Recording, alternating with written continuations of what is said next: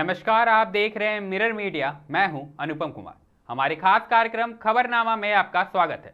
बढ़ते हैं आज की सुर्खियों की ओर। नहीं रहे दिशेम गुरु शिबू सोरेन, झारखंड में 3 दिन का राजकीय शोक घोषित, नेताओं ने दी श्रद्धांजलि।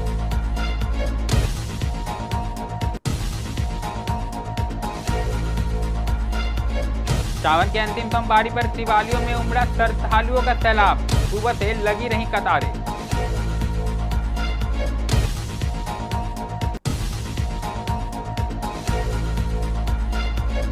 IIT ISM में विद्युत सुरक्षा पर कार्यशाला शुरू, खनन क्षेत्र में सुरक्षा को मिलेगा बढ़ावा।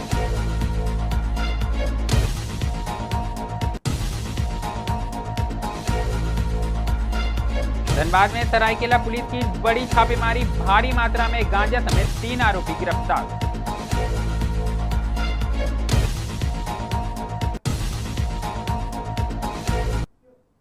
अब खबरें विस्तार से। तो आज का दिन झारखंड के लिए बेहद दुखद रहा, क्योंकि सुबह सुबह बेहद ही दुखद खबर सामने आई है।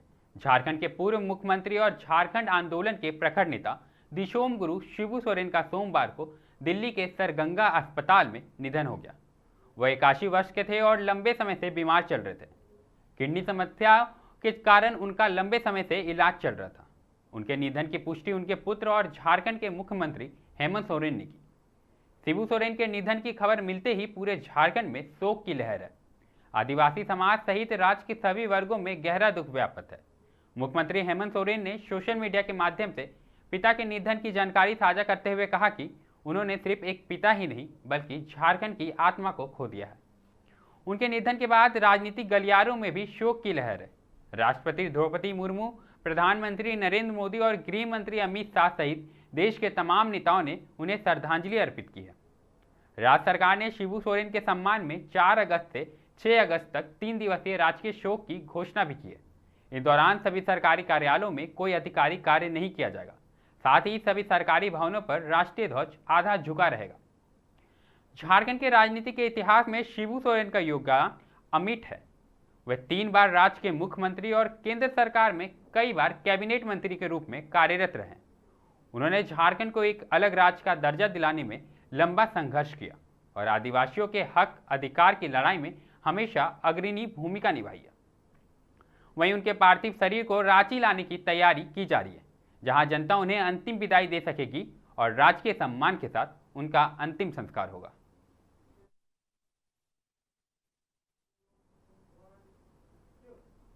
श्रावण मास अब अपने अंतिम चरण पर है। ऐसे में अंतिम सोमवारी पर शहर से लेकर ग्रामीण क्षेत्रों तक शिव भक्तों में भारी उत्साह देखा गया। श्रद्धालु सुबह से ही विभिन्न शिवालयों में पहुंचने लगे और हर हर महादेव के जयकारे से वातावरण गूंज उठा। वहीं धनबाद के प्रसिद्ध भिवफोड़ मंदिर में श्रद्धालुओं की भारी भीड़ देखने को मिली। मंदिर के कपाट खुलते ही भक्तों की लंबी कतारें लग गई।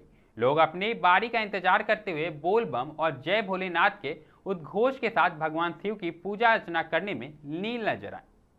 भक्तों ने गंगा जल, बेलपत्र, धतूरा और दूध चढ़ाकर बाबा भोलेनाथ का जलाभिषेक किया। वहीं मंदिर समिति की ओर से सुरक्षा और श्रद्धालुओं की सुविधा के लिए विशेष प्रबंध देखे गए।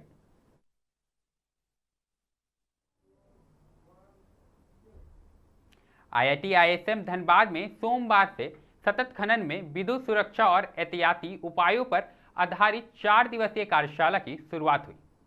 यह कार्यशाला 4 अगस्त से 8 अगस्त तक आयोजित की जा रही है, जिसका उद्देश्य खनन क्षेत्र में विद्युत सुरक्षा को सुदृढ़ बनाना और खतरों को कम करना है। कार्यशाला का उद्घाटन संस्थान के निदेशक प्रोफेसर सुकुमार मिश्रा ने किया। जानकारी देते हुए निदेशक प्रोफेसर सुकुमार मिश्रा और सिविल इंजीनियर विभाग के प्रोफेसर ने बताया कि अंडरग्राउंड माइनिंग में मीथेन जैसी ज्वलनशील गैसों की उपस्थिति के कारण विद्युत उपकरणों की गुणवत्ता और सुरक्षा बेहद महत्वपूर्ण हो जाती है। इस कार्यशाला के माध्यम से छात्रों और शोधार्थियों को उन्नत विद्युत सुरक्षा मानकों और उपकरणों के संचालन की प्रशिक्षण दी जा रही है। कार्यशाला में खनन के दौरान उत्पन्न होने वाले खतरों, विशेषकर विद्युत से जुड़ी दुर्घटनाओं की रोकथाम पर विशेष जोर दिया जा रहा है। इसके अलावा फील्ड लेवल ट्रेनिंग और सुरक्षा के व्यवहारिक पहलुओं पर भी चर्चा की जा रही है। तो यहाँ पे एक वर्कशॉप टाइप हो रहा है। यहाँ पे ये 5 दिन का प्रोग्राम चलेगा। 5 दिन का है ना? 5 दिन का प्रोग्राम चलेगा। एंड ये 5 दिन का प्रोग्राम में बहुत सारा टॉपिक कवर करेंगे। हमारा डिफरेंट एक्सपर्ट्स लोग आके इसको कवर करेंगे। इसमें EDP कोर्स है, executive development programme. All are executives, highly executive position, they will take the training. They will go for the 5 days training. There the electrical mine safety is such a course. Only here the IIT ISM Dhanbad can take the main training part, as because that from the inception 1926 we have the expertise for mining in the area. That electrical safety, and over the underground mines, if it is a gaseous mines, coal mines, then there is a chance of that electrical fire hazard and maybe the electrical blast. That means the blasting of this methane gas, it will be a massive accident will be occurred in this. अगली खबर भी धनबाद से आई है, जहां सरायढेला थाना police ने रविवार को नशीली पदार्थों के खिलाफ अभियान चलाते हुए गुप्त सूचना के आधार पर खोल कुशवाहा क्षेत्र में छापेमारी की। इस दौरान पुलिस ने भारी मात्रा में गांजा, चीलम और सिगरेट बरामद किए। मौके से 3 लोगों को गिरफ्तार भी किया गया। छापेमारी के दौरान पुलिस और कुछ ग्रामीणों के बीच बहस भी हुई। हालांकि पुलिस ने सख्ती दिखाते हुए सभी को काबू में कर लिया। गिरफ्तार आरोपियों की पहचान हुम्पा देवी, कंपन बीबर और उज्जवल कुमार बीबर के रूप में हुई है। तीनों आरोपी सरायढेला थाना क्षेत्र के धीवर टोला के रहने वाले बताए जा रहे हैं। पुलिस ने बरामद गांजा और अन्य नशीले सामान जब्त कर लिए हैं।